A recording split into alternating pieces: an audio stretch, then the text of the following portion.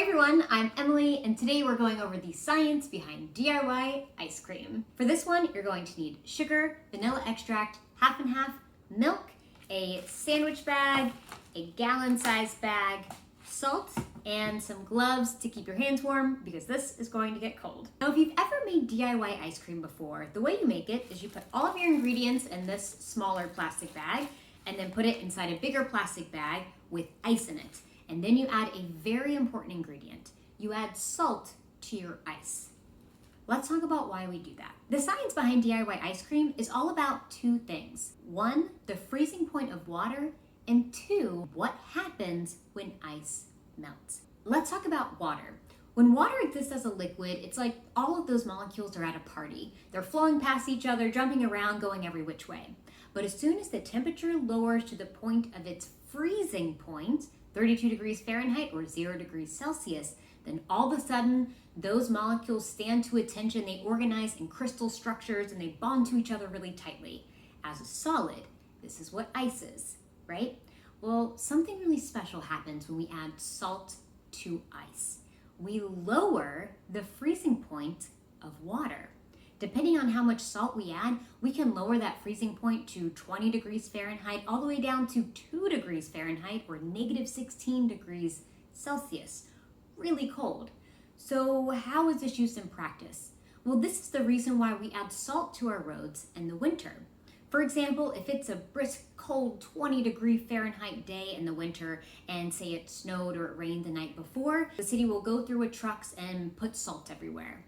They're doing that because that lowers the freezing point of ice. So if it's just a 20 degree Fahrenheit day and we've put a lot of salt on the roads, we've lowered that freezing point to say 2 degrees Fahrenheit, as long as the water exists above the freezing point, those molecules are at a party. They're moving every which way. They exist as a liquid. So we add salt to our roads in the winter to lower the freezing point of ice to try to make sure that that ice will melt and exist as a liquid so that we don't have icy roads. The second thing we need to learn about why DIY ice cream works so well has to do with what happens when ice melts. And this is really cool. I have to show it to you first in a little demonstration. Right here, I have 2 glasses of ice that are exactly the same. I also have a thermometer here. So I can use this thermometer to check the temperature of the glass. Okay, as expected, the temperature of the ice inside this glass is close to 32 degrees Fahrenheit. So within the margin of error, probably 32 degrees Fahrenheit. Now we can check the other glass.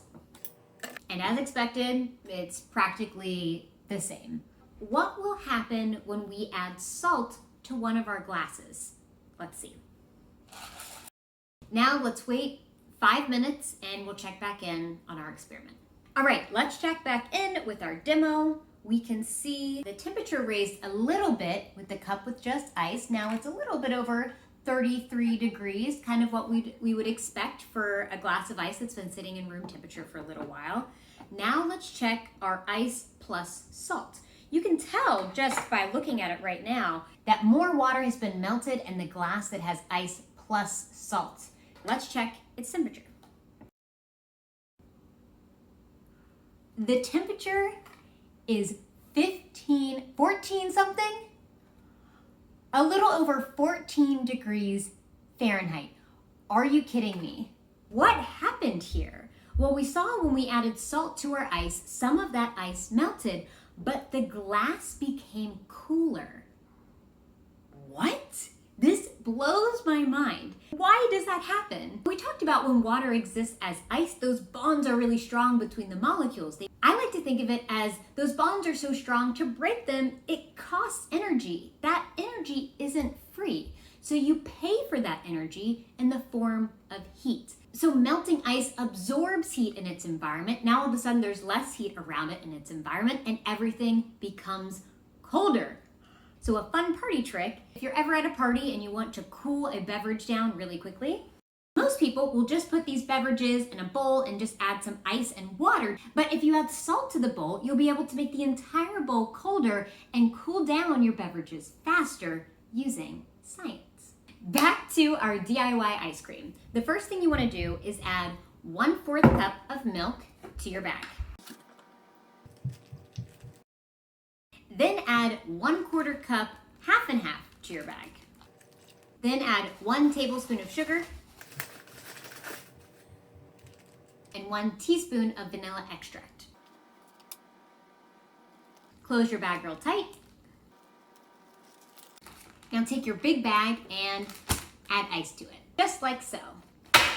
Now for our very special ingredients, add salt to your ice bag. Before we go any farther, you want to put your gloves on, add your mixture to your salt bag, and now just massage it for about 5 to 6 or 7 minutes. Okay, it's been about 5 or 6 minutes. Now we can check on our ice cream.